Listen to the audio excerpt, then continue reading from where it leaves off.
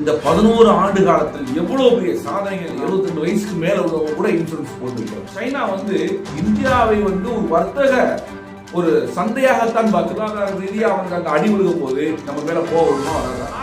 தவிர்க்க முடியாத நாடாக மாறி இருக்கிறது இந்தியா அப்படின்னு சொல்றாங்க ஐநா. வணக்கம். 11 ஆண்டு காலம் நமது மோடிஜி அவர்களுடைய அரசாங்கம் இந்தியாவையே இன்னைக்கு வியக்க வைக்கிறது.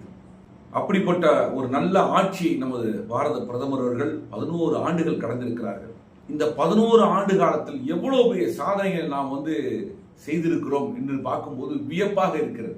ஒவ்வொரு திட்டமுமே மக்களை பற்றிய மக்களுக்கான ஒரு திட்டத்தை நமது மத்திய அரசாங்கம், நமது மோடி அரசாங்கம் மிக சிறப்பாக பார்ப்பதற்கே கம்பீரமாக நடந்து கொண்டிருக்கிறது.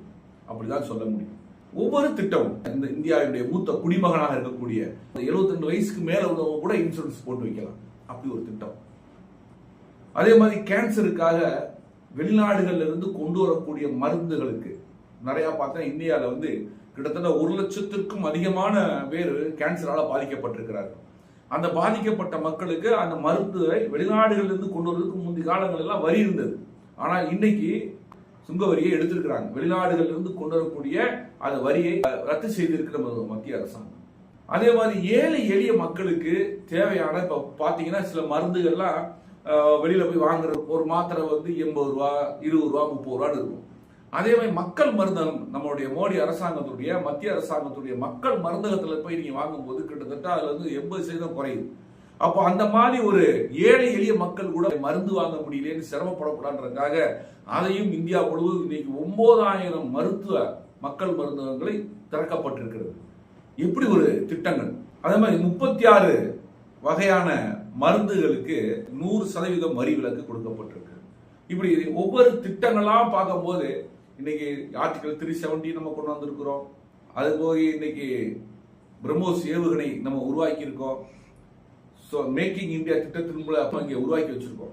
சரி, ஏன் இன்னைக்கு இந்த அளவுக்கு நம்ம இந்தியாவில் தயாரிக்கக்கூடிய பொருட்கள் பூராவே உருவாக்கிட்டு இருக்கும் போது ஏன் சைனா நம்ம நாட்டின் மேல இவ்வளவு கோபமா இருக்கான்? ஏன் சைனா நம்ம மேல இவ்வளவு வெறுப்பு இருக்கிற காரணம் என்ன? அதை நீங்க நல்லா தெரிஞ்சுக்கணும். என்ன காரணம் அப்படின்னா, சைனா இந்தியாவை ஒரு வர்த்தக ஒரு சந்தையாகத்தான் பார்த்தது. சைனா இந்தியாவை ஒரு வர்த்தகம், அவர் தயாரிக்கக்கூடிய பொருட்களை கொண்டு இங்க விற்கக்கூடிய ஒரு வர்த்தக சந்தையாகத்தான் பார்த்ததே தவிர நம்ம ஒரு நாடாவே அவன் பார்க்கல. என்ன காரணம் அப்படின்னு சொன்னா, அங்க ஒரே ஒரு பேனா, உதாரணத்துக்கு ஒரு பேனா தயாரிக்கிறான் அப்படின்னு சொன்னா அந்த பேனாவை கொண்டாந்து இங்க விற்கலாம்னா 140 கோடி மக்கள் இருக்கக்கூடிய இந்த நம்ம இந்தியால அது வித்தானா ஒரு பேனா வச்சா கூட 140 கோடி பேனா வித்துரும்.